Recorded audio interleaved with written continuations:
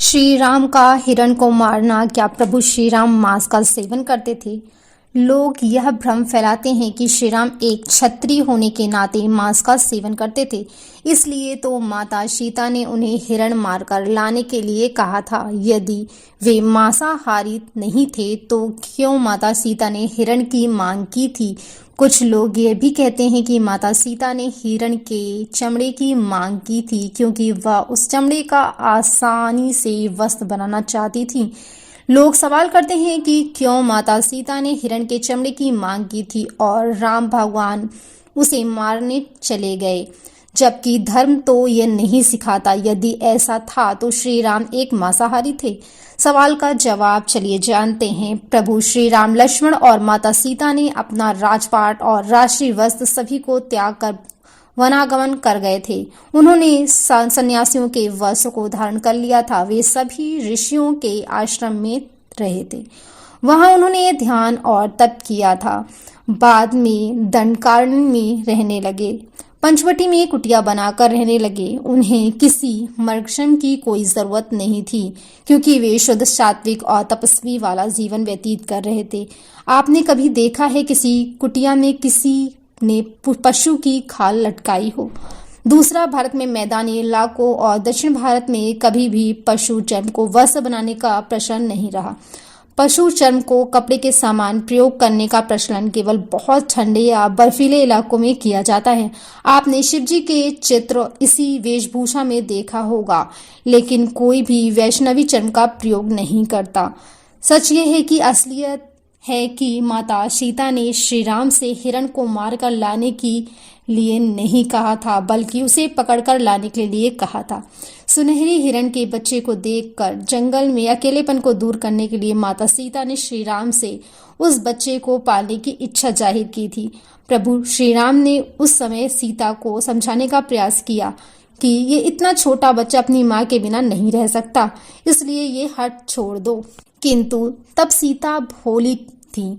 सीता बोली, ठीक, अब तक इसकी मां नहीं आती, तभी तक तो मैं इसे रख सकती हूँ। ऐसे में हार कर प्रभु श्री राम उस हिरण को पकड़ने इसके पीछे दौड़े हुए चले गए। जब दौड़ते हुए वो हिरण एकदम से कभी दिखाई देता और कभी गायब हो जाता, प्रभु श्री राम समझ गए कि यह मायावी है। यही सोचकर उन्होंने तीर निकाला और उसका वध कर दिया। क्योंकि प्रभु श्री राम विष्णु के लीलावतार थे, इसलिए पहली नजर में उस मायावी राक्षस को देखने के बाद भी सामान्य पुरुष की भांति जब तक उसने अपनी माया नहीं दिखाई तब तक उसे एक छोटा सा हिरण ही समझते रहे और सीता की बात मानकर उसके पीछे दौड़ पड़े। वे सब कुछ जानते थे, लेकिन यदि वह ऐसा नहीं करते तो आगे की लीला नहीं होती। अतः प्रभु राम का आकलन मानवीय दृष्टिकोण से करना त्रुटिपूर्ण है। ठीक है कि यदि आप यह कहते हैं कि हिरण को इसलिए नहीं मारा था कि उसका चर्म निकालकर उसके वस्त्र या आसान बनाए जाएं, बल्कि इसलिए मारा था कि उसे खाया जाए, क्योंकि प्रभु श्री राम क्षत्रिय थे और वे मांस खाते थे। इसका जवाब है कि रामायण में कहीं भी प्रभु श्री राम के मांसाहारी सेवन के बारे में नहीं लिखा है। हर जगह श्री राम और लक्ष्मण के द्वारा कंदमूल फल खाने का जिक्र किया गया है। चतुर्भुज अर्थात मैं सौम्य वन में एक ऋषि की भांति मांस का त्याग कर 14 वर्ष कंदमूल फल और शहद पर व्यतीत करूंगा। मर्यादा पुरुषोत्तम श्री राम ने वनवास पर जाते समय आहार वर्षिक प्रतिज्ञा की थी कि वे कभी मांस का सेवन नहीं करेंगे। अर्थात मैं सौम्य वनों में एक ऋषि की भांति मांस का त्याग कर 14 वर्ष कंदमूल फल और शहद पर व्यतीत करूंगा। उपरोक्त श्लोक से यह ज्ञात होता है कि श्री राम मांस सेवन करते थे, लेकिन वन जाने से वे पूर्व उन्होंने प्रतिज्ञा ली कि मैं मांस का सेवन नहीं करूंगा। लेकिन हम यहाँ स्पष्ट करना चाहते हैं, क्या ऐसा उन्होंने क्यों कहा? वे मांस का सेवन नहीं करते थे, लेकिन ऐसा उन्होंने इसलिए कहा कि उस काल में युद्ध के लिए जाने पर प्रदेश में, जंगल में, मरुस्थल या कठिन प्रदेशों में जाने पर अक्सर लोगों को उनके मन का भोजन नहीं मिलता, लेकिन मांस सभी जगह पर उपलब्ध हो जाता है। दूसरा, शत्रु से संधि करने पर, विपत्ति पड़ने पर या विपत्ति काल में मांसाहार करना पड़ता है। ऐसे में सैनिकों और सन्यासियों को यह सीख कर रखना पड़ता है कि विपत्ति काल में मांस का सेवन किया जा सकता है।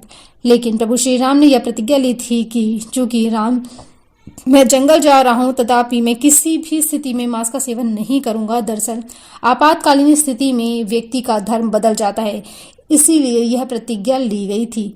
सुंदरकांड के अनुसार जब हनुमान अशोक वाटिका में देवी सीता को मिलते हैं, तब राम की खुशहाली बताते हैं, वे कैसे हैं, किस तरह जीवन जी रहे हैं, उनका दिन कर्म क्या है, सबका वर्णन करते हैं। ना मांस रघुओ भणिगे, ना चापी मधु सेवते, अर्थात राम ने कभी मांस सेवन नहीं किया, ना ही उन्होंने मदिरा पान किया।